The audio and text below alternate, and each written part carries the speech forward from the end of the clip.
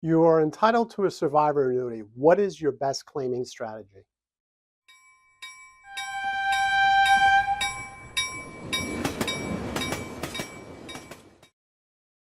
Welcome everyone to another edition of the Highball Advisors Railroad Retirement Whiteboard. My name is John McNamara of Highball Advisors, and today we're going to talk about the survivor annuity and claiming strategies around that for widows or widowers, either or. I think 95% of the industry is male, so it's probably widows, but this covers everybody, widows or widowers, all right? So, and also a happy 4th of July, everybody. I got my tie on, so that's when this video is released. So let's get into this here. The survivor annuity, right? And I'm just going to talk, tier 2 is kind of straightforward. You get tier 2 if you have a connection. If you don't have a connection, no tier 2, right? So let's just go to the tier 1. So the tier 1 portion of the survivor annuity is 100% of tier 1 of with or without a connection of the deceased railroaders, okay? So now we have different age, different scenarios going on here. So first one is, let's say the widow is 70 or older. Compare the survivor benefit versus your own Social Security benefit and just pick the higher one. Very, very straightforward. At 70 or older. Whichever is the higher amount is what you want to do. All right. And then you're still always going to get the tier 2 benefit if you have a connection. So don't feel like, oh, I don't get that, right? So you can get your own Social Security and the survivor annuity tier 2 portion if you have a connection.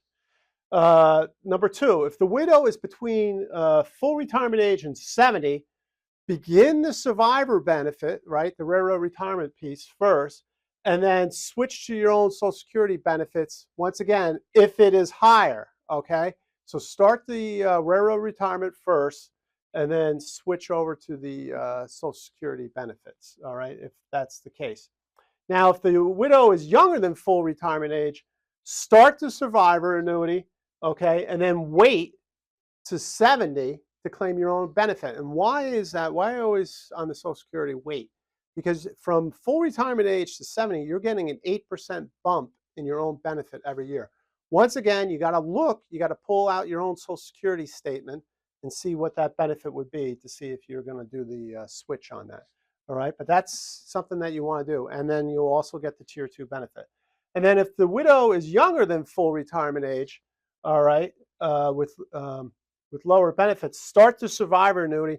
And you can start it as early as 60, all right? Unless you have children under 18, then you can even start it before then. So you just want to start that survivor annuity right away. And then once again, we're just going to take a look.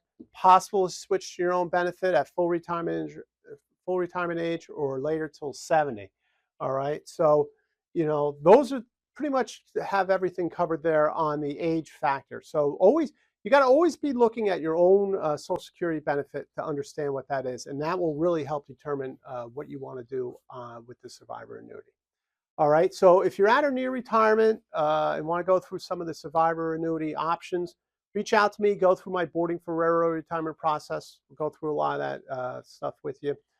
Click on the notification bell to get the latest video. Please subscribe to the channel, growing to 10,000. Everybody enjoy your 4th of July. And until next time, everyone, please stay safe, stay on track, and take care. So long, everybody. Bye.